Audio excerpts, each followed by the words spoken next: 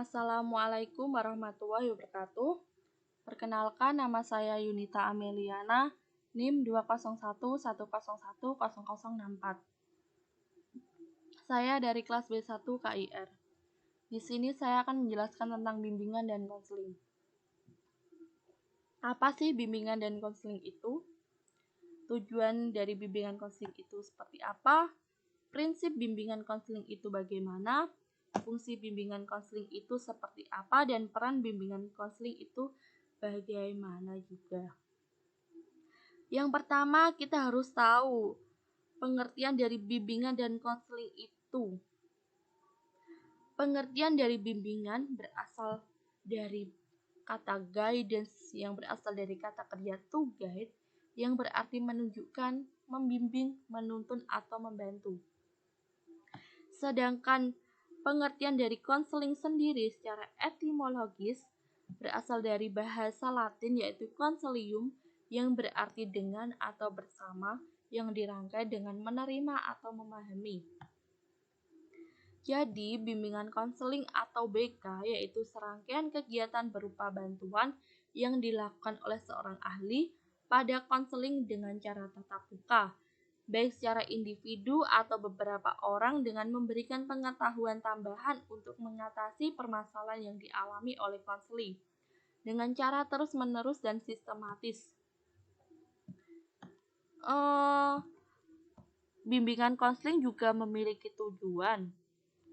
Tujuannya yaitu memberikan layanan orientasi berupa mengantarkan individu untuk memasuki suasana atau lingkungan baru. Melalui layanan ini, individu mempraktikkan berbagai kesempatan untuk memahami dan mampu melakukan kontak secara konstruktif dengan berbagai elemen suasana baru tersebut. Lebih jauh, individu mampu menyesuaikan diri dan mendapatkan manfaat tertentu dari berbagai sumber yang ada pada suasana atau lingkungan baru tersebut. Di dalam bimbingan konseling juga memiliki prinsip. Prinsipnya yaitu 1. Prinsip yang berkenaan dengan sasaran layanan. Prinsip ini melayani semua individu tanpa memandang usia, jenis kelamin, suku, ras, agama, dan status sosial. Memperhatikan tahapan perkembangan, perhatian adanya perbedaan individu dalam layanan. Yang kedua, prinsip yang berkenaan dengan permasalahan yang dialami individu. Prinsip ini menyangkut pengaruh kondisi mental maupun fisik individu terhadap penyesuaian pengaruh lingkungan, baik di sekolah, di rumah, dan masyarakat sekitar timbulnya masalah pada individu. Oleh karena itu, adanya kesenjangan sosial, ekonomi, dan budaya. Yang ketiga yaitu prinsip yang berkenaan dengan program pelayanan bimbingan konseling. Prinsip ini adalah prinsip dari bagian integral dari pendidikan dan pengembangan individu, sehingga program bimbingan dan konseling diselaraskan dengan program pendidikan dan pengembangan diri peserta didik. Program bimbingan dan konseling terus fleksibel dan disesuaikan dengan kebutuhan peserta didik maupun lingkungannya.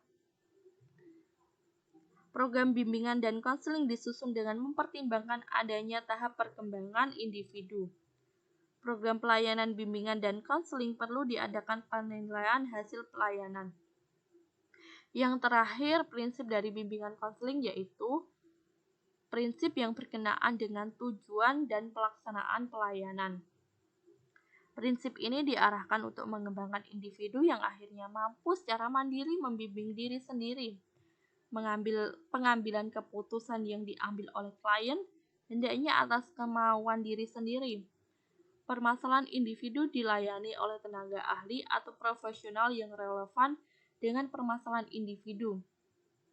Perlu adanya kerjasama dengan personil sekolah dan orang tua, bila perlu dengan pihak yang lain yang berkewenangan dengan permasalahan individu tersebut.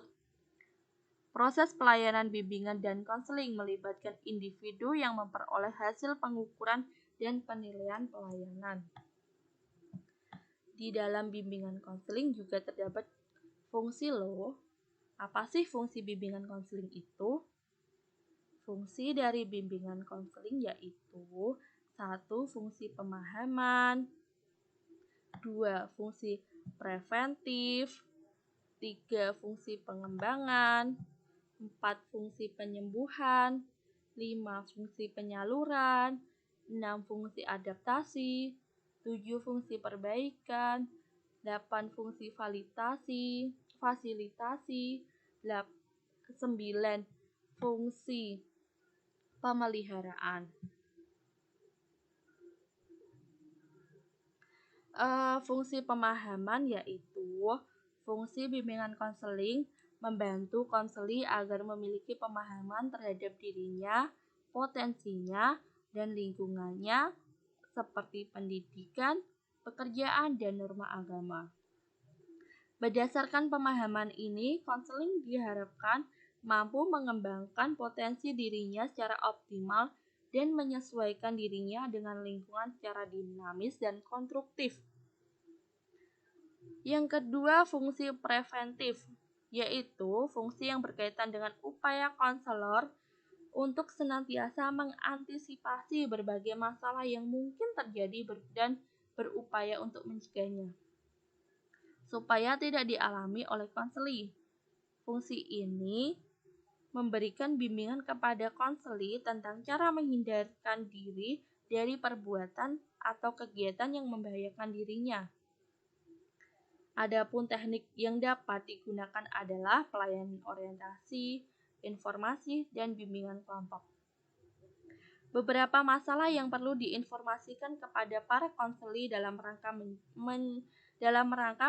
mencegah terjadinya tingkah laku yang tidak diharapkan, diantaranya yaitu bahayanya minuman keras, merokok, penyalahgunaan obat-obatan, dropout, dan pergaulan bebas.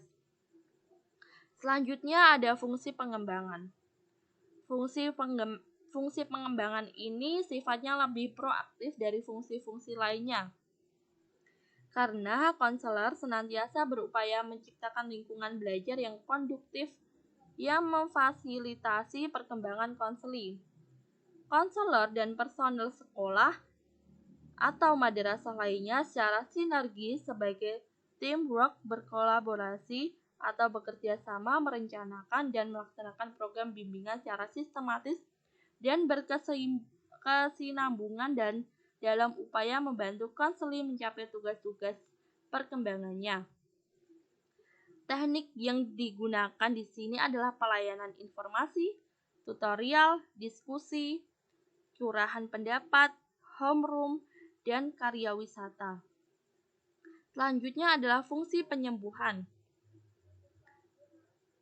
yaitu fungsi bimbingan konseling yang bersifat kuratif yang berkaitan erat dengan upaya pemberian bantuan kepada konseli yang telah mengalami masalah, baik menyangkut aspek pribadi, sosial, belajar, maupun karir.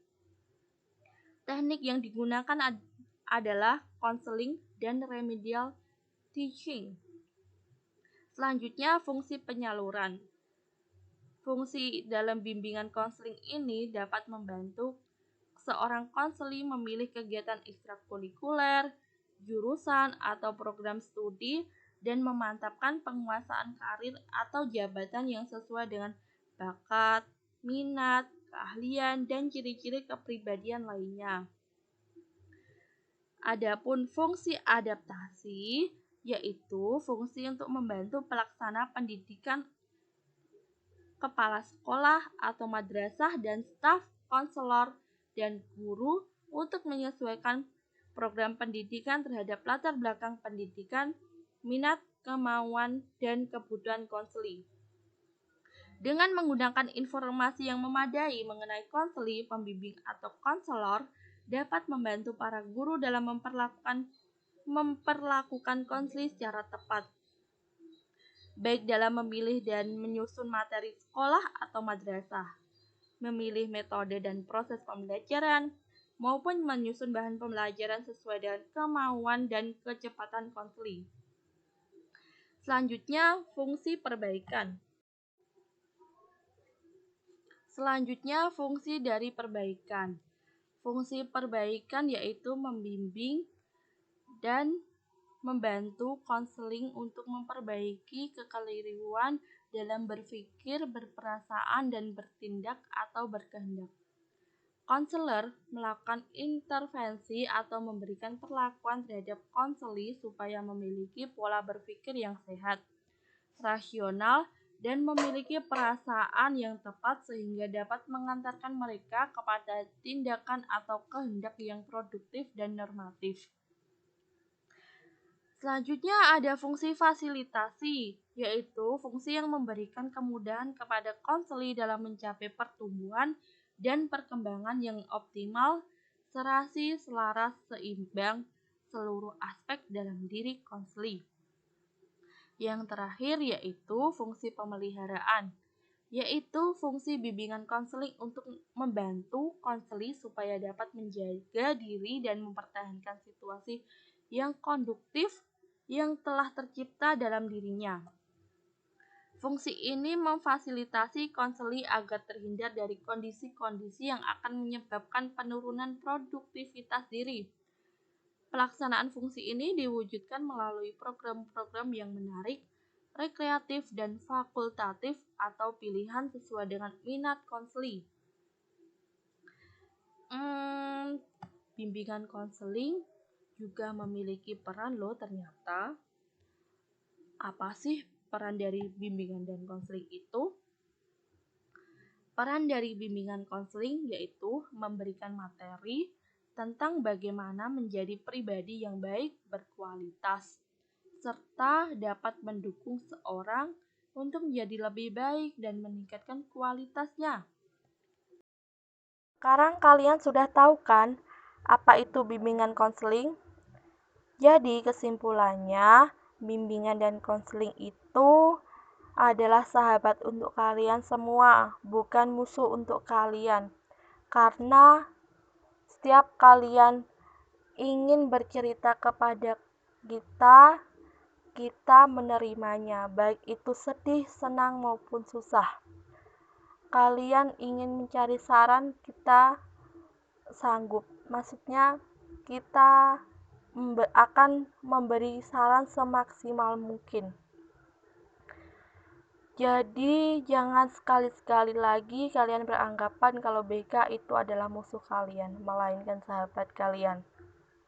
Sekian dari saya, wabillahi taufiq wal hidayah. Wassalamualaikum warahmatullahi wabarakatuh.